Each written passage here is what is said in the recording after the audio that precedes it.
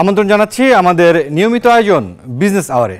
ব্যবসা বাণিজ্য আর অর্থনীতির খবর নিয়ে রবি থেকে বৃহস্পতিবার ঠিক দুপুর 1টায় প্রচারিত হচ্ছে এই অনুষ্ঠান। আয়োজনে থাকছে দেশ বিদেশের ব্যবসা বাণিজ্যের সবশেষ খবর ও খবরের বিশ্লেষণ। এছাড়াও আছে শেয়ার বাজার ও মুদ্রা বাজারের আপডেট। আজ পুরো সময় আপনাদের সাথে আছি আমি মুরসালিন হক জুনায়েদ। অন্তর্বর্তী সরকার স্বল্পমেয়াদী আর নির্বাচিত সরকার করবে দীর্ঘমেয়াদী সংস্কার, এমন মন্তব্য করে অর্থ উপদেষ্টা জানিয়েছেন নির্বাচিত সরকারের জন্য ব্যাংক খাত সংস্কারে ফুটপ্রিন্ট রেখে যাওয়া হচ্ছে, যে কোনো মূল্যে পাচার হওয়া অর্থ ফিরিয়ে আনা হবে বলেও ফের জানালেন অর্থ উপদেষ্টা। পিকেএসএফ এর 34 বছর পূর্তি বুধবার আগারগাঁওয়ে পিকেএসএফ ভবনে অন্তর্ভুক্তিমূলক প্রবৃদ্ধির লক্ষ্যে অর্থায়ন বিষয়ে আলোচনা করেন বক্তারা। এটা যত ছড়িয়ে যাবে, বিশেষ করে সায়েন্স অ্যান্ড টেকনোলজি, এটা আমাদের এর মধ্যে আত্মস্থ করতে হবে এবং এটা গ্রহণ করতে হবে। সেই জন্য ইনোভেশন, কন্টিনিউয়াস রিসার্চ, ডেভেলপমেন্ট শেখা এবং সেটাকে বাস্তবায়ন করা, সেটা আমাদের দরকার আছে। অর্থ উপদেষ্টা ডক্টর সালেহ উদ্দিন আহমেদ বলেন, ট্যাক্স কমিয়েও দ্রব্যমূল্য কমানো যাচ্ছে না, তবে চেষ্টা করছে সরকার। ডিমের দাম কমছে না, পেঁয়াজের দাম কমছে না, অথচ সব ডিউটি আমরা কমিয়ে দিলাম, তাই না? দাম কমে না। আমি সেটা চিফ অ্যাডভাইজার দেখেন, খালি বাণিজ্য মন্ত্রণালয়ের কাজ না, দ্রব্যমূল্য হিসেবে অনেকগুলো ফ্যাক্টর আছে। আমরা চেষ্টা করছি, things are not very easy. সরকারের বিভিন্ন মেয়াদে সংস্কারের বিষয়েও কথা বলেন অর্থ উপদেষ্টা। জানান, পাচার হওয়া অর্থ ফিরিয়ে আনার চেষ্টা চলছে। আমরা সংস্কার করতে চেষ্টা করছি, সংস্কার আগেও বলেছি, কিন্তু শর্ট টার্ম কিছু আমরা করবো, মিড টার্ম, লং টার্ম গুলো পলিটিক্যাল সেটা করবে। কিন্তু আমি ওদের বলেছি, পছন্দ করি অনেক পলিটিশিয়ান, যে আমরা যেগুলো করছি ব্যাংক সেক্টরে, আমরা একটা ফুটপ্রিন্ট রেখে যাবো, যে অ্যাটলিস্ট এইটার উপর দিয়ে আপনি হাঁটবেন। অন্তর্বর্তী সরকারের বাকি কাজ করতে জনগণই নির্বাচিত সরকারকে চাপ দেবে বলে মনে করেন অর্থ উপদেষ্টা। অন্তরা বিশ্বাস, নিউজ 24, ঢাকা। এখন থেকে বাজার ব্যবস্থাপনায় আর সিন্ডিকেট থাকবে না, থাকবে প্রতিযোগিতা, জানিয়েছেন বাণিজ্য উপদেষ্টা শেখ বশিরউদ্দিন। বাজার নিয়ন্ত্রণ করাই চ্যালেঞ্জ জানিয়ে বলেন, অভ্যন্তরীণ সরবরাহ বাড়িয়ে শিগগিরই বাজারকে সহনীয় করা হচ্ছে। নিউজ 24-কে এসব জানিয়েছেন বাণিজ্য উপদেষ্টা। এমন একটা সময় আপনি দায়িত্ব নিয়েছেন, সে সময় আসলে বাজারের অবস্থাটা গত সরকারের আমল থেকেই মানুষের কাছে অসহনীয় উঠেছে, এবং এই 3 মাসেও সরকার আসলে কতটা করতে পারছে, মানুষ আসলে এখনো বাজারের জিনিসপত্রের দাম হাতের নাগালে নাই। মাননীয় উপদেষ্টা, আপনি যে ব্যবসায়ী, আপনার কাছে চ্যালেঞ্জটা কি এই সময় এসে? আসলে একই সেম চ্যালেঞ্জ, দ্যাট আপনি যেটা বলেছেন ওইটাই চ্যালেঞ্জ, এবং আমরা আমাদের সকল সহকর্মীকে একসাথে এক হয়ে আমরা সকল রকম অ্যানালিসিস করছি, যে ব্যবসাকে আরো বেশি সংযুক্ত করা এবং বাজারে সরবরাহ বাড়ানো। আশাবাদী যে আসলে মানুষের কাছে বাজারটা সহনীয় হবে না, সেই প্রচেষ্টাই তো আমার একমাত্র কাজ। আজকের বিকালের বাজারটাও আপনার জন্য বেশি সহনীয় করতে পারি, তাহলে আমি খুব খুশি হব। সরবরাহকে চট করে হয় না? অবশ্যই না, অবশ্যই না। সেক্ষেত্রে কি, বাট সেই ক্ষেত্রে যে ডিসকানেক্ট গুলো আছে, যে অসঙ্গতিগুলো আছে, সেগুলোকে আমরা নির্দিষ্ট করার চেষ্টা করছি, এবং আমরা আমদানি এবং স্থানীয় উৎপাদনকে একসাথে সম্মেলন করে, এবং আমাদের যে আমাদের স্থানীয়ভাবে যে ইনভেন্টরিটা আছে সেটাকে কম্বাইন করে সকল কিছুকে আমরা একসাথে একযোগে কাজ করার চেষ্টা করছি। মানুষের জন্য আপনার শেষ মেসেজটা কি? বাজার নিয়ে সাধারণ মানুষের জন্য আমাদের প্রচেষ্টা সর্বোত্তমভাবে জারি আছে। আমি ব্যক্তিগতভাবে বাংলাদেশের বিভিন্ন জায়গায় যাচ্ছি, আমরা আমাদের প্রশাসনিক এঙ্গেজমেন্টটাকে আমি যতটুকু সম্ভব বাড়ানোর চেষ্টা করছি, ব্যবসায়ীদের সাথেও বিভিন্ন রকমের সলা পরামর্শ করছি, বিভিন্ন সভাও করছি। আগামীকালও আমি ব্যবসায়ী প্রতিনিধিদের সাথে বসছি, এবং সামগ্রিকভাবে সংযোগ বৃদ্ধি করার চেষ্টা করছি। বাজারে সরবরাহ বাড়লেই আশা করা যায় আল্লাহর রহমতে, এবং এর মধ্যে আন্তর্জাতিক বাজারেও বিভিন্ন রকমের দর বৃদ্ধি, দর পতন, বিভিন্ন ঘটনা ঘটছে পণ্য ভেদে। সো এই জিনিসগুলোর কিছু রিফ্লেকশন তো আসবেই। দর্শক, এবার আমাদের নিয়মিত আয়োজনের অংশ সংবাদ বিশ্লেষণের পালা। আজকের বিষয় ঠিক করা হয়েছে ব্যাংকিং খাত সংস্কারের ফুটপ্রিন্ট। ইতিমধ্যেই অন্তর্বর্তীকালীন সরকার ব্যাংক খাত সংস্কারের জন্য বেশ কিছু পদক্ষেপ নিয়েছেন। ব্যাংকের পরিচালনা পর্ষদ পরিবর্তন করা হচ্ছে, দুর্বল ব্যাংকগুলোকে তারল্য সহায়তা দেওয়া হচ্ছে, নানাবিধ নীতির কথাও বলা হচ্ছে। আজকের যে বিষয়, সে বিষয়ে আমাদের সাথে কথা বলার জন্য অতিথি হিসেবে আমাদের সাথে যুক্ত হয়েছেন ঢাকা বিশ্ববিদ্যালয়ের ব্যাংকিং ও ইন্স্যুরেন্স বিভাগের অধ্যাপক ডক্টর মোহাম্মদ শহীদুল ইসলাম। আমরা তাকে স্বাগত জানাতে চাই আমাদের বিজনেস আওয়ার অনুষ্ঠানে। ডক্টর শহীদুল ইসলাম, আপনাকে স্বাগত বিজনেস আওয়ারে। আমাদের আজকের যে বিষয় ব্যাংক খাত সংস্কারের ফুটপ্রিন্ট, এই যে ফুটপ্রিন্টের কথাটি বলছেন আমাদের অর্থ উপদেষ্টা ইতিমধ্যে বলেছেন বেশ কয়েকবার, গভর্নরেরও বেশ কিছু তৎপরতা রয়েছে। শুরুতেই যদি আসি আপনার কাছে, যে ব্যাংক খাত সংস্কারের জন্য যেই পরিচালনা পর্ষদগুলোকে যেভাবে পরিবর্তন করা হয়েছে, এই বিষয়গুলো 3 মাস পরে আসলে কতটা ইতিবাচক প্রভাব ফেলছে বলে মনে করেন?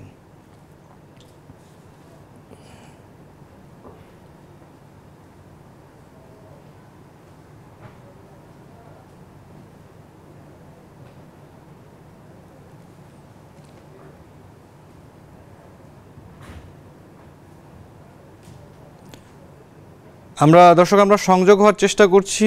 ডক্টর শহীদুল ইসলাম, আপনি শুনতে পাচ্ছেন আশা করি। আমরা ব্যাংক খাত সংস্কারের ফুটপ্রিন্ট যেই বিষয়টি বলা হচ্ছে সরকারের পক্ষ থেকে, সেই বিষয়টিকে আমরা আজকের সংবাদ বিশ্লেষণের বিষয় নির্ধারণ করেছি এবং তার ভিত্তিতে যেটি দেখা গিয়েছে যে অন্তর্বর্তীকালীন সরকার দায়িত্ব নেওয়ার পরপরই ব্যাংক খাত সংস্কারে কিন্তু বেশ কিছু পদক্ষেপ নিয়েছেন। সেই পদক্ষেপগুলোকে তারা যেমন স্বল্প মধ্য দীর্ঘমেয়াদের পদক্ষেপ বলছেন, তারই অংশ হিসেবে কিন্তু তারা বলছেন যে তারা এক ধরনের ফুটপ্রিন্ট রেখে যাবেন মধ্য এবং দীর্ঘমেয়াদী সংস্কারগুলো বাস্তবায়ন করতে। কিন্তু যদি স্বল্পমেয়াদী বা ত্বরিত এই মুহূর্তে যে ব্যবস্থাগুলো নেওয়া হয়েছে, সেই বিষয়গুলোকে আমরা ধীরে ধীরে যদি আরও বিস্তারিত জায়গায় যাই, প্রথম প্রশ্নটি যেটি বলতে চাচ্ছিলাম, বেশ কিছু ব্যাংকের পরিচালনা পরিষদে কিন্তু পরিবর্তন আনা হয়েছে। এই যে 3 মাস পরে এই যে পেরিয়ে গেল অন্তর্বর্তীকালীন সরকারের, এই ব্যাংকিং যে পরিচালনা পর্ষদের যে পরিবর্তন, এটি কিরকম ইতিবাচক প্রভাব ফেলছে বলে আপনি মনে করেন? ধন্যবাদ আপনাকে।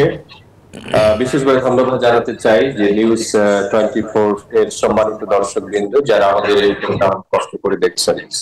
তো আপনি যথার্থই বলেছেন যে অন্তর্বর্তীকালীন সরকার তারা বেশ কিছু ব্যাংকের পরিচালনা পর্ষদ এটা পুনর্গঠন করে দিয়েছে। পরিচালনা পর্ষদ পুনর্গঠনের সাথে সাথে আমরা যেটা আসলে দেখতে পাই সেটা হচ্ছে গুড গভর্নেন্স, যেটা গভর্নেন্স অথবা সুশাসনের যেটা ব্যাংকিং খাতে ঘাটতি ছিল, সেই ঘাটতিটা হয়তো ইতিবাচক একটা সারা জনগণের মধ্যে ইতিমধ্যে আমরা কিন্তু দেখতে পাচ্ছি। কারণটা হচ্ছে যে অতীতের যে ম্যানেজমেন্ট ছিল, বোর্ড অফ ডিরেক্টর ছিল বা যে বোর্ড ছিল, প্রশাসক বা ম্যানেজমেন্ট ছিল, ব্যবস্থাপক, তারা কিন্তু আসলে আস্থা অর্জন করতে পারে নাই। এই কারণে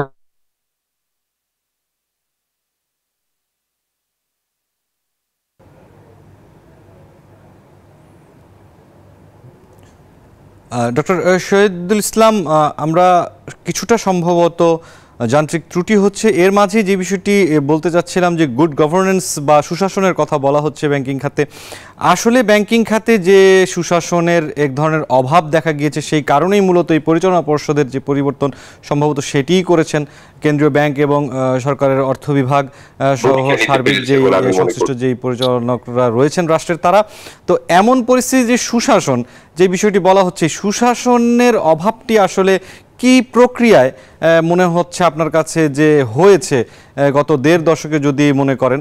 কেননা বিভিন্ন ধরনের ঋণের যে বিষয়টি দেখা গিয়েছে যে ঋণ যেভাবে দেওয়া হয়েছে, নানান সময় বিভিন্ন গণমাধ্যমে নানান ধরনের সংবাদ এসেছে, ঋণ প্রদানের এক ধরনের বিশৃঙ্খলা ছিল। তো এই যে পরিচালনা পর্ষদের আপনি সুশাসনের কথা বলছিলেন, এই সুশাসনটি আসলে কীরকম ভাবে ক্ষতিগ্রস্ত হয়েছে বলে দেখছিলেন গত 1.5 দশকে? ডক্টর শহীদুল ইসলাম, আপনি আশা করি শুনতে পাচ্ছেন এখন। সুশাসনের বিষয়টি আপনি বলছিলেন যে সুশাসনটি আসলে গত 1.5 দশকে কিভাবে নষ্ট হয়েছে? সুশাসনটা নষ্ট হয়েছে কারণটা হলো যে আমরা সাধারণত দেখি যে বোর্ড এবং ম্যানেজমেন্ট, ব্যাংক এটা যে মাল্টি স্টেক হোল্ডার প্রতিষ্ঠান, ব্যবসায়িক প্রতিষ্ঠান, এরা মূলত ফিনান্সিয়াল ইন্টারমিডিয়েশন বা ইন্টারমিডিয়ারি করে থাকে। তারা এক হাত দিয়ে জনগণের কাছ থেকে তাদের উদ্বৃত্ত বা তারল্য সেটা আমানত হিসেবে গ্রহণ করে এবং অন্য দিক থেকে তারা এটা জনগণের কাছে ঋণ হিসেবে বিতরণ করে থাকে। কিন্তু আমরা যেটা দেখেছি যে মালিক পক্ষ এবং ব্যবস্থাপক, ব্যাংকাররা মিলে যোগসাজশ করে এই জনগণের অর্থ এটা তারা তছরূপ করেছে। আপনি জেনে থাকবেন যে একটা ব্যাংকের যে টোটাল যে পরিমাণ বিনিয়োগযোগ্য তহবিল, তার উল্লেখযোগ্য অংশ, বিশেষ করে প্রায় 80% বা তার চেয়েও বেশি কিন্তু আসে আমানতকারীদের কাছ থেকে। যারা মালিক পক্ষ তাদের কিন্তু তহবিল শুধুমাত্র 10 থেকে 15 ভাগ। আমাদের এখানে ব্যাসেল কমপ্লায়েন্স এখনো আসেনি। 12.5% মানে ক্যাপিটাল অ্যাডিকুয়েসি মেনটেন করতে পারে এই ধরনের ব্যাংকের সংখ্যা কিন্তু কম। এরকম একটি বাস্তবতায় যখন দেখা যাচ্ছে ব্যাংকের ম্যানেজমেন্ট তারা জনগণের আমানত, তারা দেখা যায় 80% জনগণের যে আমানত সেটা হচ্ছে তারা হচ্ছে 10 to 20% স্টেক হোল্ডার তথা মালিক পক্ষ তাদের হাতে কিন্তু এটা তুলে দিয়েছে। তো সুতরাং এবং এটা আমরা দেখভাল করতে ব্যর্থ হয়েছি। আমাদের যারা রেগুলেটরি অথরিটি, বিশেষ করে বাংলাদেশ ব্যাংক এবং হচ্ছে অর্থ মন্ত্রণালয়ের আর্থিক প্রতিষ্ঠান বিভাগ, তারা যৌথভাবে বাণিজ্যিক ব্যাংকগুলোকে বাংলাদেশে তদারকি করে থাকে। কিন্তু আমরা এটা বলতে বাধ্য হচ্ছি যে সামষ্টিক ব্যর্থতার দায়ভার কিন্তু আসলে ব্যাংকিং খাতের উপরে এসে পড়েছে, এবং যে কারণে কিন্তু আসলে সুশাসনের ঘাটতি এটা কিন্তু আমরা জনগণের মধ্যে ব্যাপকভাবে লক্ষণীয় বলে আমরা কিন্তু আজ করতে পারছি। যদি এই সুশাসনের পথ ধরে যদি আপনি বলতে চাই, আপনাকে জানতে চাই আপনার কাছ থেকে যে গত 3 মাসে অন্তর্বর্তীকালীন সরকারের যে পরিবর্তনগুলো তারা করেছেন পরিচালনা পর্ষদগুলোতে বেশ কয়েকটি ব্যাংকে, তার কোনো ইতিবাচক কোনো প্রভাব কি আসলে আপনারা দেখতে পাচ্ছেন? আমরা ইতিমধ্যে এটা দেখতে পাচ্ছি বটে। কারণটা হচ্ছে যে আগের যেহেতু পরিচালনা পর্ষদ যারা ছিলেন, মালিক পক্ষ ছিলেন অথবা হচ্ছে ব্যবস্থাপনায় যারা ছিলেন, তাদের প্রতি জনগণ আস্থাহীনতায় ভুগছিলেন, এবং এ কারণেই কিন্তু আসলে এটা পুনর্গঠিত হয়েছে। আমরা যেটা দেখতে পাচ্ছি যে নতুন পরিচালনা পর্ষদের মাধ্যমে বাংলাদেশ ব্যাংক ইতিমধ্যে প্রবলেমে থাকা, তারল্য সংকটে থাকা ব্যাংকগুলোকে তারল্য সহায়তা স্কিম বা লিকুইডিটি গ্যারান্টি স্কিম প্রদান করছেন, এবং হচ্ছে জনগণের মধ্যে যে ইতিপূর্বে এক ধরনের ভীতি ছিল যে ব্যাংকগুলো হয়তো বন্ধ হয়ে যাবে কিনা, এখন যেহেতু তুলনামূলকভাবে সুদক্ষ ব্যক্তিবর্গ ব্যাংকের পরিচালনা পর্ষদে এসেছেন, এই জন্য বাংলাদেশ ব্যাংক কর্তৃপক্ষকে আমরা ধন্যবাদ জানাতে চাই। সেই সাথে জনগণকে কিন্তু আসলে কিন্তু যে প্রথম দিকে যে পরিমাণ হ্রাস ছিল, দেখা যাচ্ছে ব্যাংকে লাইন ধরে তারা দাঁড়িয়ে থাকতেন যে তাদের চেক বা ডিপোজিট অথবা অন্যান্য যে ইনস্ট্রুমেন্ট আছে সেগুলো, এফডিআর, এগুলো ভাঙানোর যে প্রবণতাটা ছিল, আমরা ধীরে ধীরে কিন্তু দেখতে পাচ্ছি যে জনগণের মধ্যে ধীরে ধীরে একটা স্বস্তির মানে অবস্থা বিরাজ করছে। বাংলাদেশ ব্যাংক থেকে ইতিমধ্যে কিন্তু আশ্বস্ত করা হয়েছে। ইতিপূর্বে আমরা বেশ কয়েকবার শুনেছি আমাদের গভর্নর মহোদয়, তিনি বলেছেন যে আপনাদের আতঙ্কিত হওয়ার কিছু নেই। ইতিমধ্যে ডিপোজিট স্কিম যেটা ছিল ইন্স্যুরেন্সের আওতায়, সেটা 1 লক্ষ থেকে বাড়িয়ে 2 লক্ষ টাকা করা হয়েছে, এবং ব্যাংকগুলোকে শুধু ঢাকা শহর কেন্দ্রিক নয়, মানে যে সমস্ত ব্যাংক বা তাদের শাখা ঢাকার বাইরে অবস্থিত সেখানেও কিন্তু তারল্য সরবরাহ ইতিমধ্যে আমরা দিতে পারছি বলে মনে করছি। এবং এতে করে কিন্তু সবচেয়ে বড় কথা যেটা, সেটা হচ্ছে যে এক ধরনের যে আস্থার সংকট ইতিপূর্বে তৈরি হয়েছিল সেটা রাতারাতি চলে যাবে এরকম আমরা কিন্তু মনে করি না। আমরা এজন্য মনে করছি যে হয়তো যদি বাংলাদেশ ব্যাংকের সহযোগিতা এবং জনগণের আস্থা একত্রিত ভাবে আসে, তাহলে এই মুহূর্তে যে সমস্ত রুগ্ন ব্যাংক আছে তারা হয়তো এই সংকট কাটিয়ে উঠতে পারবে। আরেকটা বিষয় একটু বলতে চাই যে দেখুন, আমাদের এই মুহূর্তে 62টা বাণিজ্যিক ব্যাংক কিন্তু চলমান রয়েছে, তাদের মধ্যে তারল্য সংকটে ভুগছে হয়তো 10 থেকে 15টি ব্যাংক, অর্থাৎ বেশিরভাগ ব্যাংক, কম করে হলো 50টির মতো ব্যাংক আছে যারা কিন্তু হয় তারা হচ্ছে তারল্য সমতায় আছে, অথবা কিছু কিছু ব্যাংক তারল্যে উদ্বৃত্ত অবস্থায় কিন্তু আছেন। তো সুতরাং এই 50টি ব্যাংকের মাধ্যমে এই 10টি বা 12টি 14টি ব্যাংকে তারল্য সহায়তা দেওয়া এটা কিন্তু কঠিন কোনো কাজ না। এ ধরনের ইন্টারব্যাংক মানি মার্কেট ডেভেলপমেন্ট বা মেকানিজম যেটা আছে, কল মানি মার্কেট যেটা আছে, সেখান থেকেও কিন্তু এরা বড় করতে পারে।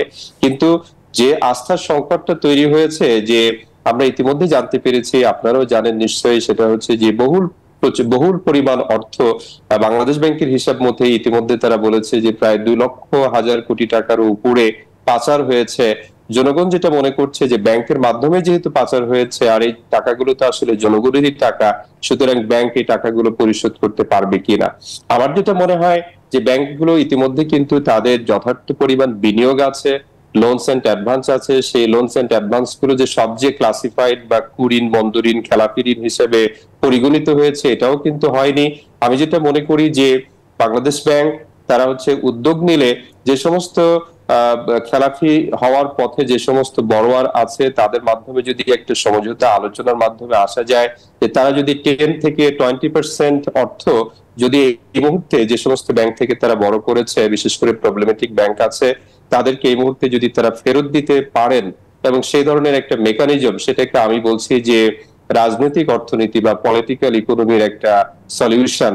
অর্থাৎ প্রবলেম আছে এবং সেই প্রবলেমটা সলভ করার জন্য যথার্থ কার্যকরী ব্যবস্থা, এটাও কিন্তু অর্থনীতিতে বলে দেওয়া আছে। সুতরাং আমাদের এই মুহূর্তে যেটা দরকার সেটা হচ্ছে বিষয়টি জানতে চাচ্ছিলাম আপনার কেন্দ্রীয় ব্যাংকের প্রসঙ্গে আমরা আসবো, তার আগে আপনি আপনার বক্তব্যে তারল্য সংকটের যে বিষয়টি বলছিলেন সেই জায়গাটিতে যদি আরেকটু জানতে চাই যে বাংলাদেশ ব্যাংক নিজেই গ্যারান্টার হয়ে কিন্তু রুগ্ন ব্যাংকগুলোকে তারল্য সহায়তা দিচ্ছে এবং দেখা যাচ্ছে যে তারপরেও ব্যাংকগুলো ঘুরে এখনো পর্যন্ত দাঁড়াতে পারছে না। এমনকি তৃতীয় প্রান্তিকের যেই তথ্যগুলো দেওয়া হয়েছে বিভিন্ন ব্যাংকের পক্ষ থেকে, এই জায়গাটিতে এখনো আসলে এই রুগ্ন ব্যাংকগুলো কেন ঘুরে দাঁড়াতে পারছে না?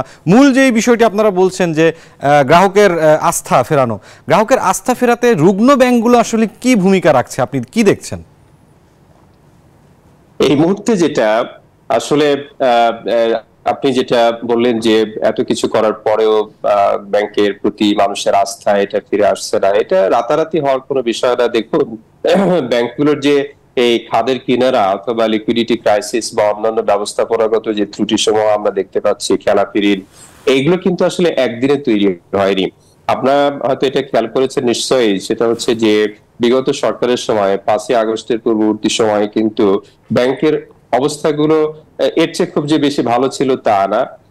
মানে এটা আমরা শুকরিয়া জানাতে চাই যে 5ই আগস্টের পট পরিবর্তনের পরে এগুলো আসলে জনসমক্ষে এসেছে। এটা কিন্তু একদিনে হয়েছে যে 5ই আগস্টের পরে হয়েছে সেরকম না। 5ই আগস্টের পরে তথ্যগত যে একটা ঝামেলা ছিল, যে তথ্য লুকানোর যে একটা প্রবণতা ছিল, সেটা কিন্তু আসলে আর টেকেনি। অর্থাৎ তারা হচ্ছে আগে লুকোছাপা করতো। আপনারা জানেন যে বাংলাদেশ ব্যাংকের তৎকালীন গভর্নর বলে তারা যোগসাজশ করে প্রচুর পরিমাণ টাকা তারা টাকশাল থেকে প্রিন্ট করে, যেটাকে আমরা বলি যে চিপ মানিটরি পলিসি, খুব সস্তা একটা মানিটরি পলিসি পদ্ধতি তারা গ্রহণ করে ব্যাংকগুলোকে তারা তারল্য সহায়তা দিয়ে টিকিয়ে রেখেছিল। কিন্তু অবস্থা এই মুহূর্তে যেটা, সেটা হচ্ছে যে আপনি দেখুন যে নতুন সরকার দায়িত্ব নেওয়ার পরে গত 3 মাসে আমার জানা মতে তারা কোনো নতুন টাকা ছাপায়নি। এটা একটা কিন্তু অর্থনীতির জন্য ইতিবাচক দিক, সেটা তো আছেই। সাথে সাথে যেটা হচ্ছে, যেহেতু আসলে এই সংক্রামক যেটা অবস্থা, ব্যাংকের যে তারল্য সংকটের যে অবস্থা, এটা যেহেতু একদিনে হয়নি। আর আরেকটা বিষয় হচ্ছে যে তারল্য সহায়তা স্কিম যেটা, সেখানে আমি একটু ধারণা দিতে চাই যে এটা আপনি হয়তো নিশ্চয়ই জানেন বা জনগণ এটা জানেন যে দুর্বল ব্যাংকগুলো প্রায় 12 থেকে 13% সুদে অন্য ব্যাংক থেকে বাংলাদেশ ব্যাংকের এই তারল্য সহায়তা গ্যারান্টি স্কিমের আওতায় বড় করছে। এটা কিন্তু তাদের সুদের হারটা অনেক বেশি।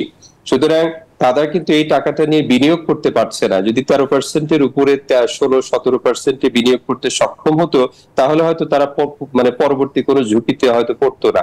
কিন্তু এখন তারা 13% রেটে বড় করে এটা কিন্তু জনগণকে ডিপোজিট বা আমানত এটা ফেরত দিচ্ছে। তাহলে যে রিটার্নটা শূন্য, কিন্তু কস্ট কিন্তু 12-13% বা তার চেয়ে বেশি, ম্যানেজমেন্ট কস্ট হিসাব করলে এটা আরো বেশি। সুতরাং ভবিষ্যতে কিন্তু এই দায়টা পরিশোধ করতে তারল্য সংকটে থাকা ইতিমধ্যে ব্যাংকগুলো ভবিষ্যতে হয়তো আরো বড় ধরনের জটিলতায় পড়তে পারে। বাংলাদেশ ব্যাংক তারা নিশ্চয়ই এই অবস্থাটি তারা বিবেচনায় রাখবে বলে আমি মনে করি। তবে এই আপনার এই জায়গাটিতে আমি একটু সম্পূরক প্রশ্ন করতে চাচ্ছি, সেটি হচ্ছে যে আপনি আপনার কথা এক জায়গায় বললেন যে মর্টগেজ যে সম্পত্তিগুলো রয়েছে সেইগুলো থেকে বিভিন্নভাবে অর্থ আদায়ের একটি প্রক্রিয়া রয়েছে, কিন্তু গণমাধ্যমে যেই সংবাদ রয়েছে অনেক সম্পত্তির কিন্তু দাম বাড়িয়ে দেখানো হয়েছে। সেটি যদি এখন বাস্তবিক যে বাজার তার মূল্য নির্ধারণ করতে যাওয়া হয়, যে ঋণগুলো নেওয়া হয়েছে সেইগুলো আসলে কিভাবে ফেরত আসবে? তাহলে ধন্যবাদ। এটা আসলে তো একটা বড় ধরনের ইস্যু, যেটা কিন্তু আসলে আমি ইতিমধ্যে বলেছি যেটা একটা সামষ্টিক ব্যর্থতা। কারণ হচ্ছে দেখুন যে ব্যাংকের সাথে জড়িত আছে, সেখানে মালিক পক্ষ ছিল, সেখানে মালিক পক্ষ বা পরিচালনা পর্ষদে তখনও কিন্তু স্বতন্ত্র পরিচালক বিন্দু ছিল, যাদের কাজই ছিল হচ্ছে এই জনগণের অর্থ যেটা আছে সেটাকে দেখভাল করা, সঠিক ব্যবহারটা হচ্ছে কিনা। আমরা দক্ষ ম্যানেজমেন্ট বলেই কিন্তু ব্যাংক তো আছে, বাংলাদেশ ব্যাংকের অনুমোদন সাপেক্ষে সিইও অথবা এমডি তাদেরকে নিয়োগ দিয়েছি। সাথে সাথে হচ্ছে আরো বেশ কিছু অর্গানাইজেশন, বিশেষ করে বাংলাদেশ ব্যাংক এবং এফআইডি, তারা কিন্তু আসলে মনিটরিং এর সাথে যুক্ত ছিল। সুতরাং এত কিছু বাদ বিচারের পরেও যখন হচ্ছে আমরা এই সঠিকভাবে ঋণদান প্রক্রিয়াটা সম্পন্ন করতে পারি না, এটা আসলে আমাদের সামষ্টিক ব্যর্থতা ছাড়া আর কিছুই নয়। আমি যেটা মনে করি যে বাড়িয়ে দেখানো হয়েছে এটাও যেভাবে সত্যি, তারপরেও যেটা হচ্ছে যে প্রকৃত মূল্য যেটা, মর্টগেজের কথা আমরা পরেই বলি। মর্টগেজ তো আসবে তখনই যখন হচ্ছে এরা একেবারে খেলাপি হয়ে যাবে, মামলা হবে এবং হচ্ছে সেই মামলার প্রক্রিয়ায় আমরা হয়তো এগুলো নিলামে তুলে হয়তো মর্টগেজ প্রপার্টি বিক্রি করব, কিন্তু আমি সেই পর্যায়ে যাওয়ার পক্ষপাতী না। আমি যেটা মনে করি যে যারা ব্যাংকগুলো থেকে ইতিমধ্যে ঋণ নিয়েছেন তাদের সাথে কর্তৃপক্ষের বসা উচিত, তাদের সাথে আলোচনায় যাওয়া উচিত এবং নেগোসিয়েশনের এক পর্যায়ে তাদেরকে বলা উচিত যে তোমরা আসলে যদি খেলাপি হয়ে যাও তোমাদের বড় ধরনের লস হবে। লসটা কি আমি আপনাকে একটু বলে দেই, সেটা হচ্ছে যে তারা কিন্তু উদ্যোক্তা শেয়ার হোল্ডার। উদ্যোক্তা শেয়ার হোল্ডার তাদের হয়তো 100-200 কোটি টাকার হচ্ছে শেয়ার আছে। বাংলাদেশ ব্যাংক যদি চায় এদের শেয়ারগুলো বাজেয়াপ্ত করে দিতে চায়, যে ফরফিট মানে হচ্ছে বাজেয়াপ্ত করে দিল, তাহলে এই মালিক পক্ষ যারা আছে তাদের কিন্তু রাতারাতি 100-200-500 কোটি টাকা লস হয়ে যেতে পারে। সুতরাং তারা কিন্তু এটা চাইবে না। সুতরাং তাদের সাথে যদি একটা নেগোসিয়েশনে আসা যায় যে তোমার শেয়ারগুলো অটুট থাক, তুমি মালিকানা বা পরিচালক হিসেবে তুমি থাকো, নাম্বার 1। নাম্বার 2 হচ্ছে বা ভবিষ্যতে থাকবে, এই মুহূর্তে তো পুনর্গঠিত পরিষদ আপৎকালীন, এরা তো দীর্ঘমেয়াদে ব্যাংকগুলো চালাবে না। তো সুতরাং যারা প্রকৃত মালিক তারাই পরবর্তীতে আবার হয়তো চলে আসবেন। সাথে সাথে তাদেরকে এটা বোঝাতে হবে যে তোমরা জনগণের টাকা নিয়েছো। এখানে ল দিয়ে অনেক সময় হয় না, এখানে এথিক্যাল স্ট্যান্ডার্ড এগুলো মেনটেন করতে হয়। নৈতিকতা যদি আমরা তাদেরকে একটু বোঝাতে সক্ষম হই যে আপনারা যে টাকাটা নিয়েছেন দয়া করে আপনারা একটা উল্লেখযোগ্য পরিমাণ অর্থ আপনাদের ব্যাংকে পরিশোধ করেন, এবং তার পরবর্তী একেবারে আলটিমেট মুহূর্তে গিয়ে তাদের নিশ্চয়ই অন্যান্য যে প্রপার্টি মর্টগেজ হিসেবে আছে নামে বেনামে যেভাবেই থাক, আমাদের আর্থিক গোয়েন্দা বিভাগ আছে, বাংলাদেশ ব্যাংকের অ্যাপ্রোপ্রিয়েট বিভাগগুলো আছে এবং হচ্ছে দেশের আইন আদালত আছে। সামষ্টিকভাবে যদি আমরা চেষ্টা করি, আমার কাছে মনে হয় এখনো জনগণের যে ডিপোজিটের অর্থ এটা ফেরত দেওয়া সম্ভব, কিন্তু সদিচ্ছা দরকার সর্বমহলের। জি ডক্টর শহীদুল ইসলাম, যদি ব্যাংক খাত সংস্কারের ফুটপ্রিন্টের জায়গাটিতে আবার আমরা আসতে চাই, আপনি কেন্দ্রীয় ব্যাংকের একটি কথা বলছিলেন, সেই সূত্রটি ধরে আমি যেটি জানতে চাচ্ছি যে কিছুদিন আগে ঢাকায় একটি বড় ধরনের অর্থনৈতিক সম্মেলন হয়ে গিয়েছে এবং সেখানে ব্যবসায়ীদের পক্ষ থেকে কিন্তু একটি অভিযোগ করা হয়েছে যে কেন্দ্রীয় ব্যাংক যে নীতিমালাগুলো নেন এবং বাস্তবায়ন করতে যান সেটি ব্যক্তির ক্ষেত্রে যতখানি প্রয়োগ করা হয়, নিয়ন্ত্রকদের ক্ষেত্রে আসলে ততখানি প্রয়োগ করা হয় না। ব্যবসায়ীদের এমন অভিযোগের প্রেক্ষিতে যদি বলি, এখন পর্যন্ত দেখা যাচ্ছে যে বড় বড় রাজনীতিবিদ বা ব্যবসায়ীদের নানান ধরনের মামলা বা হয়রানি যেটিই বলি এটি করা হচ্ছে, কিন্তু ঋণ গ্রহীতাদের ক্ষেত্রে যদি এই ব্যবস্থাটি নেওয়া হয়, যারা ঋণ দিচ্ছেন অর্থাৎ দাপ্তরিক কাজ যারা করছেন, ব্যাংকিং কর্মকর্তারা যারা রয়েছেন, তাদের ক্ষেত্রে আসলে এই বিষয়টা কেন দেখা যাচ্ছে না বা দেখা যায় না কেন, কম দেখা যায় কেন? আপনাকে ধন্যবাদ, এটার জন্য গুরুত্বপূর্ণ একটি প্রশ্ন। আসলে আমরা তো এক হাতকে যদি সুবিধা দেই, অন্য খাতকে যদি সুবিধা আমরা না দেই, এটা একটা বৈষম্য। চলমান যে একটা আন্দোলন হয়ে গেল, জুলাই আগস্ট বিপ্লব হয়ে গেল, সেখানে কিন্তু এটাই মুখ্য বিবেচ্য বিষয় ছিল যে আমরা বৈষম্যহীন সমাজ দেখতে চাই। তো এখন যদি আমরা দেখি যে না, আমাদের সরকারি খাত মানে তারা হচ্ছে সুবিধা পাচ্ছে বা নিয়ন্ত্রক সংস্থায় তাদের জবাবদিহিতা নেই, কিন্তু হচ্ছে বেসরকারি খাত বলে তারা দেখা যাচ্ছে হয়রানির শিকার হচ্ছে। আমি আপনাকে বলি যে ওই সামিটে আমিও উপস্থিত ছিলাম, তো সুতরাং আমি সকলের যারা ব্যবসায়ী মহল আছে তাদের কথা শুনতে পেরেছি। সত্যি এটা ঠিক যে এই মুহূর্তে বাংলাদেশ ব্যাংক যে নীতিতে আছে, ফর এক্সাম্পল হচ্ছে তারা সুদের হার বাড়িয়ে দিয়েছে, সুদের কন্ট্রাকশনারি মনিটারি পলিসিতে গিয়েছে। তো তাদের যেটা অবজেক্টিভ, তারা বলছে যে এটা মূল্যস্ফীতি নিয়ন্ত্রণের জন্য তারা এই ব্যবস্থায় গিয়েছে, কিন্তু এখানে কিন্তু ক্রাউডিং আউট ইফেক্ট বা সামাজিক যে খরচটা বেড়ে যাচ্ছে। দেখুন যে বেসরকারি খাতে ঋণ প্রবাহ অনেক কমে গেছে এবং যারা উদ্যোক্তা আছে তারা ভয় পাচ্ছে, তারা যদি 14-15-16% রেটে ব্যাংক থেকে বড় করে, তাহলে বাংলাদেশে তো আর এরকম কোনো ব্যবসা ক্ষেত্রে এই মুহূর্তে নেই। ইতিমধ্যে কিন্তু আমরা করোনার অভিজ্ঞতা যেটা, সেখান থেকেও কিন্তু উত্তরিত হতে পারি নাই। সাথে সাথে হচ্ছে এই বিগত বৎসর সমূহে এক ধরনের মন্দা, বৈশ্বিক মন্দা ছিল, যুদ্ধ অবস্থা এখনো বিরাজমান এবং হচ্ছে সাম্প্রতিককালে যে ডক্টর শহীদুল ইসলাম, আমরা আগামীতে আপনার সাথে এই বিষয়ে, ব্যাংকিং খাত সংস্কারের বিষয়ে আমরা আগামীতে আরো বিস্তারিত আলোচনা করব। আমাদের সাথে যুক্ত হওয়ার জন্য আপনাকে অসংখ্য ধন্যবাদ। আপনাকেও ধন্যবাদ জানাচ্ছি। দর্শক, এতক্ষণ আমরা সংবাদ বিশ্লেষণের বিষয়ে শুনছিলাম ব্যাংকিং খাত সংস্কারের ফুটপ্রিন্ট বিষয়ে। ঢাকা বিশ্ববিদ্যালয়ের ব্যাংকিং ইন্স্যুরেন্স বিভাগের অধ্যাপক ডক্টর শহীদুল ইসলাম আমাদের সাথে যুক্ত হয়েছিলেন। যাব একটি বিরতিতে, ফিরছি শেয়ার বাজার এবং অন্যান্য সংবাদ নিয়ে, সাথেই থাকুন। আবারও স্বাগত বিজনেস আওয়ারে। এবারে শেয়ার বাজারের খবর।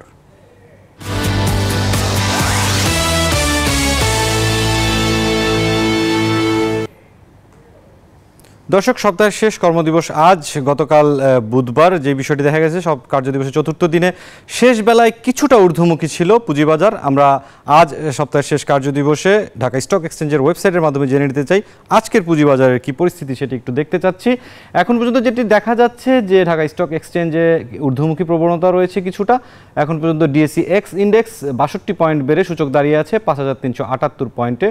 সরিয়া ভিত্তিক ইন্ডেক্স 11 পয়েন্ট বেড়ে দাঁড়িয়ে আছে 1195 পয়েন্ট সূচক, এবং বিশেষায়িত যে 30টি কোম্পানির ইন্ডেক্স রয়েছে সেটি 18 পয়েন্ট বেড়ে এখন সূচক দাঁড়িয়েছে 1990 পয়েন্টে।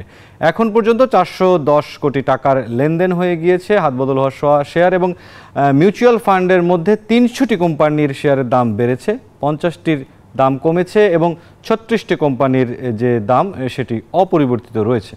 এরপর আমরা দেখে নিতে চাই আমাদের নিয়মিত যে অংশ, সেই মুদ্রা বাজার বিনিময় মূল্য। মুদ্রার বিনিময় মূল্যের যে বিষয়টি দেখা যাচ্ছে যে এখন পর্যন্ত মার্কিন ডলার 119 টাকায় কিনে বিক্রি করা যাচ্ছে 120 টাকায়, ইউরো 127 টাকায় কিনে বিক্রি করা যাচ্ছে 132 টাকায়, পাউন্ড 150 টাকায় কিনে বিক্রি হচ্ছে 155 টাকায়, চীনা ইউয়ান 15 টাকা 50 পয়সায় কিনে বিক্রি হচ্ছে 17 টাকা 30 পয়সায়, সৌদি রিয়াল 31 টাকা 50 পয়সায় কিনে বিক্রি হচ্ছে 32 টাকা 50 পয়সায়, ভারতীয় রুপি 1 টাকা 35 পয়সায় কিনে বিক্রি হচ্ছে 1 টাকা 45 পয়সায়। সোনালী ব্যাংকের মাধ্যমে আমরা মুদ্রার বিনিময় মূল্য জেনে নিলাম। এরপর আমরা দেখে নিব স্বর্ণের দরদাম, আজকের কি পরিস্থিতি সেটি দেখে নিই।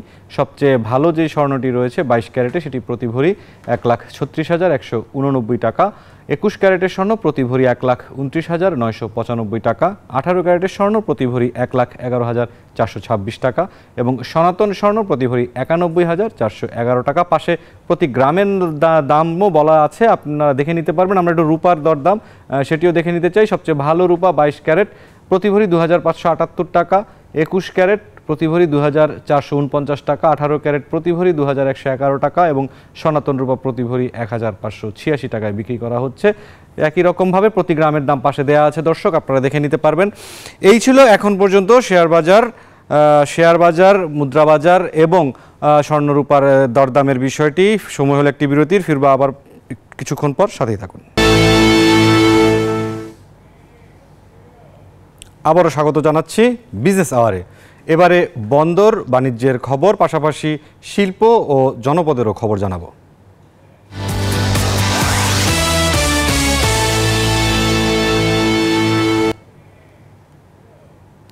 দর্শক, চালের উপর শুল্ক প্রত্যাহার, টাস্কফোর্স গঠন, আমদানির অনুমোদন, দাম বেঁধে দেওয়া সহ নানান উদ্যোগ নিচ্ছে সরকার, কিন্তু তারপরও ভোক্তার স্বস্তি মিলছে না কিছুতেই, বাজারের প্রভাব পাওয়া যাচ্ছে না। এসব বিষয়ে আজকের বাজার পরিস্থিতি জানাতে চট্টগ্রাম থেকে যুক্ত হচ্ছেন সহকর্মী নয়ন বড়ুয়া জয়। আমরা একটু নয়ন বড়ুয়া জয়ের সাথে কথা বলতে চাই আজকের যে বাজার পরিস্থিতি রয়েছে সেই বিষয়ে কথা বলার জন্য, কারণ আমরা যুক্ত হওয়ার চেষ্টা করছি। দর্শক, কিছুটা যান্ত্রিক সংযোগে হয়তো ত্রুটি দেখা দিয়েছে, তবে খুব অল্প সময়ের মধ্যেই কিন্তু আমরা যুক্ত হব আমাদের চট্টগ্রামের যে নয়ন বড়ুয়া জয় তার সাথে। নয়ন বড়ুয়া জয়, যেই বিষয়টি আমরা জানতে চাচ্ছিলাম যে বাজারের, নয়ন বড়ুয়া জয় আপনি শুনতে পাচ্ছেন?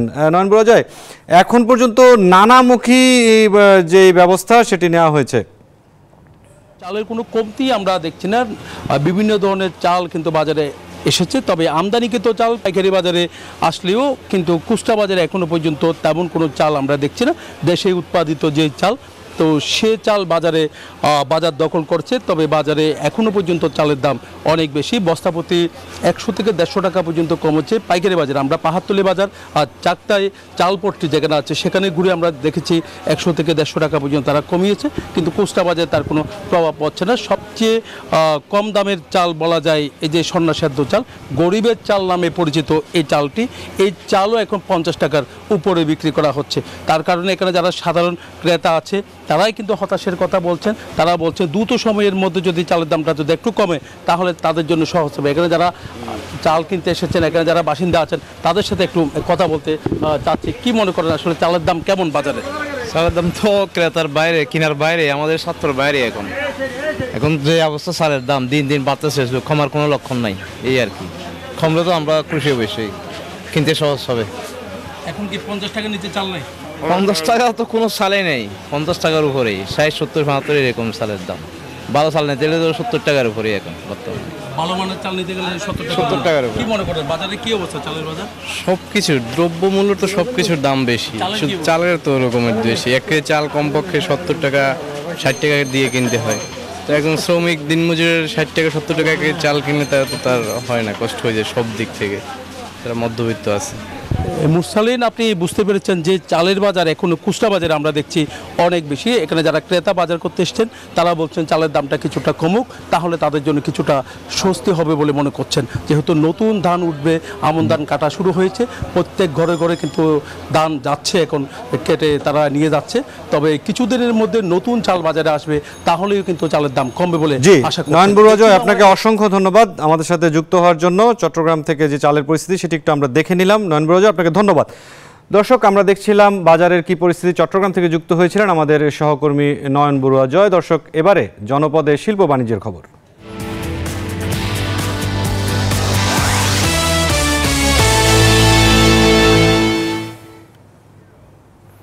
আগাম জাতের ফুলকপি চাষ করে বাড়তি লাভের স্বপ্ন ভেঙেছে চুয়াডাঙ্গার ৩৫ জন কৃষকের। মৌসুম শেষ হলেও প্রায় ৮৫ বিঘা জমির ফুলকপিতে এখনও ফুলই আসেনি। বীজের সমস্যার কারণেই এমন বিপর্যয় বলে জানান কৃষকরা। কৃষি বিভাগ বলছে মাঠ পরিদর্শন করে তদন্ত কমিটি গঠন করা হয়েছে, প্রতিবেদন পেলে ব্যবস্থা নেওয়া হবে। চুয়াডাঙ্গা জেলার বেলগাছি গ্রামে মাঠ জুড়ে নানা জাতের সবজি, যার অনেকাংশে রয়েছে আগাম জাতের ফুলকপি। প্রতি বছর বাড়তি লাভের আশায় কৃষকরা আগাম ফুলকপির আবাদ করেন। এবছরও তার ব্যতিক্রম হয়নি।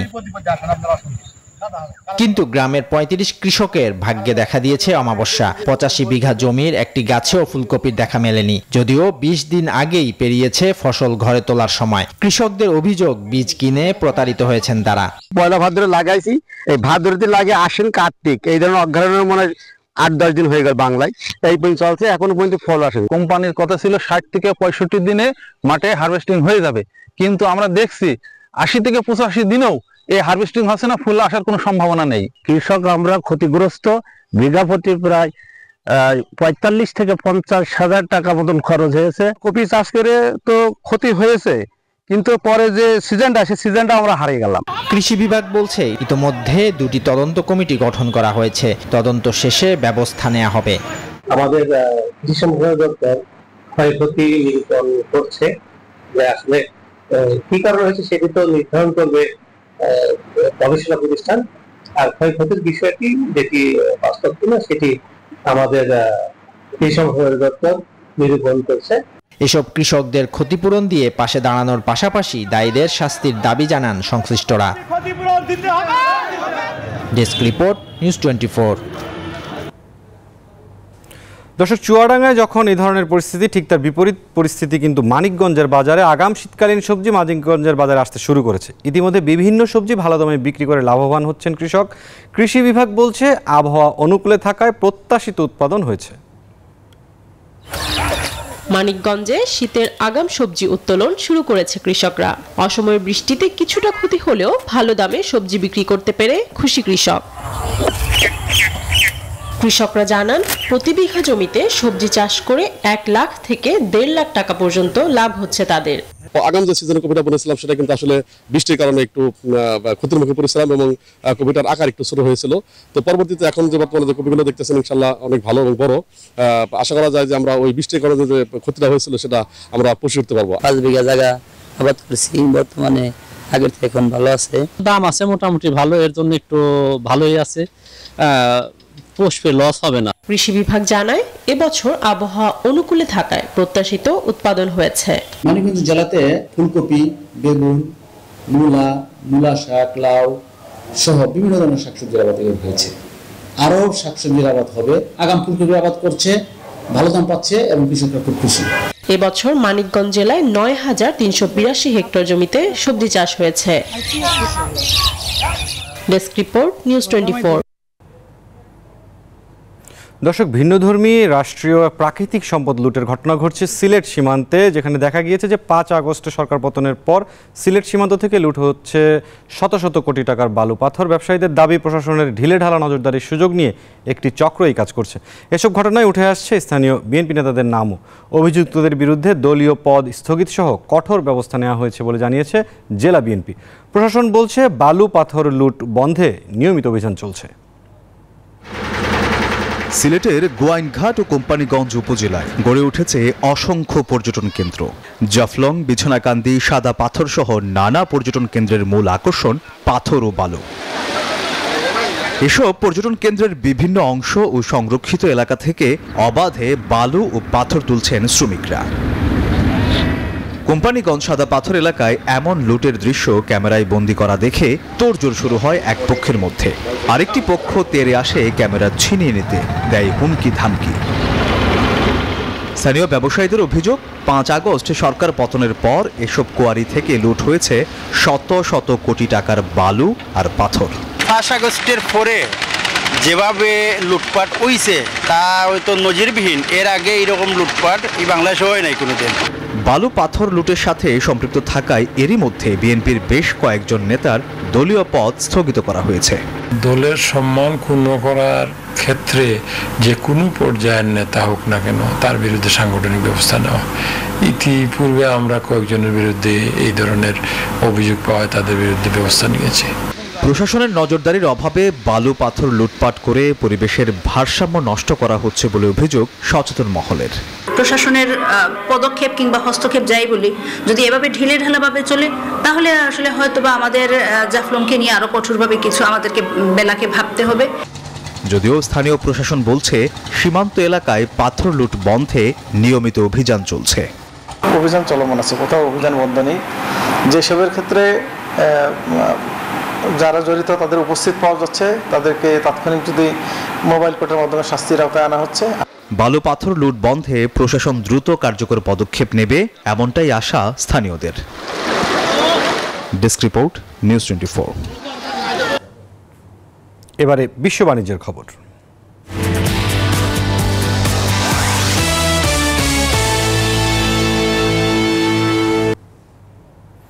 আপনজনের মুখে হাসি ফোটাতে সচ্ছলতার খোঁজে পরিবার পরিজন ছেড়ে হাজার মাইল দূরে থাকেন প্রবাসীরা। হাড় ভাঙা পরিশ্রমের পর মাস শেষে বেতন পেয়েই দেশে অর্থ পাঠাতে ছুটে যান মানি এক্সচেঞ্জের দোকানগুলোতে। বেতনের প্রায় পুরোটাই পাঠিয়ে দেন প্রিয়জনদের জন্য দেশের স্বার্থে, তাই রেমিটেন্স পাঠাতে বেছে নেন ব্যাংকিং চ্যানেলের বৈধ পথ। মধ্যপ্রাচ্যের অন্যতম সম্ভাবনাময় দেশ ওমান। তবে অনেক দেশের তুলনায় ওমানে থাকা প্রবাসী বাংলাদেশিদের আর্থিক সুযোগ সুবিধা অনেক কম। প্রবাসীরা জানান, কিছু কিছু ক্ষেত্রে বিদেশি মালিকানার প্রতিষ্ঠানে কাজ করা অভিবাসীদের সুযোগ সুবিধা থাকে কিছুটা বেশি, কিন্তু বেশিরভাগ প্রতিষ্ঠানেই বাংলাদেশিদের সাথে বৈষম্যমূলক আচরণ করা হয়। দেশের জন্য, দেশের মানুষ চুকি থাকলে তো আমরা আমরা তো দেশের জন্য কাজ করতেছি। এখানে আত্মীয় স্বজন এগুলো কিছু জানে না। আত্মীয় স্বজন জানে বাস আমরা টাকা পাঠাইতেছি, এটা জানে, কি করতেছি না করতেছি এটা জানে না। টাকা পাঠাই দেশের উন্নতির জন্য, সবসময় ব্যাংকের মাধ্যমে টাকা পাঠাই, যেহেতু আমাদের ফ্যামিলি আছে দেশে, আর দেশের রেমিটেন্স চাইলে দেশের উন্নতি হয়। সবসময় আসছে সে ব্যাংকে টাকা পাঠায়। হিন্দিতে বিকাশে টাকা পাঠানো থেকে অনেক ভালো ব্যাংকে টাকা পাঠালে। ওমানে আসা বেশিরভাগ প্রবাসী নির্মাণ শ্রমিক, পরিচ্ছন্নতা কর্মী এবং দোকানের কর্মচারী, যাদের মাসিক বেতন গড়ে প্রায় 100 রিয়াল, বর্তমান বিনিময় মূল্য প্রায় 31,000 টাকা। কিন্তু মালিক যদি প্রতি মাসে বেতন না দেয়, তাহলেই প্রবাসীদের জীবনে নেমে আসে চরম হতাশা। আবার 20,000 আবার ভিসা লাগাইতে হয়, আবার 1,80,000 90,000 এরকম লাগে। তো কিছু করার নাই, মনে করেন ওমানের নিয়মটাই এরকম। এছাড়া ওমানে আসার খরচটা কম হওয়ায় বর্তমানে উল্লেখযোগ্য সংখ্যক প্রবাসী অবৈধ অবস্থায় রয়েছে। বাংলাদেশ সরকার এই বিষয়ে কার্যকর ব্যবস্থা নিলে দেশের সমৃদ্ধিতে অবদান রাখবে মরুর বুকে থাকা প্রবাসীরা। Desk report, news 24। গত অক্টোবরে মূল্যস্ফীতি আবার বেড়েছে যুক্তরাষ্ট্রে। মূল্যস্ফীতি কমার যে ধারা বছরের মাঝামাঝি ধীর হয়ে পড়েছে, তারই ধারাবাহিকতায় ভোক্তা মূল্য বেড়েছে দেশটিতে। বুধবার প্রকাশিত শ্রম মন্ত্রণালয়ের ব্যুরো অফ লেবারের পরিসংখ্যানে পাওয়া গেছে এ তথ্য। রয়টার্স জানায়, মূল্যস্ফীতি বৃদ্ধি পাবে বলে আগেই ধারণা করেছিলেন অর্থনীতিবিদরা। অক্টোবরে যুক্তরাষ্ট্রে টানা চতুর্থ মাসের মতো মূল্যসূচক বাড়ল। 0.2% ছিল বৃদ্ধির হার। বার্ষিক হিসেবে অক্টোবরে মূল্যস্ফীতি বেড়ে 2.6% হয়েছে। রয়টার্সের এক জরিপে 0.2% মূল্যস্ফীতি বাড়ার প্রত্যাশা করেছিলেন অর্থনীতিবিদরা।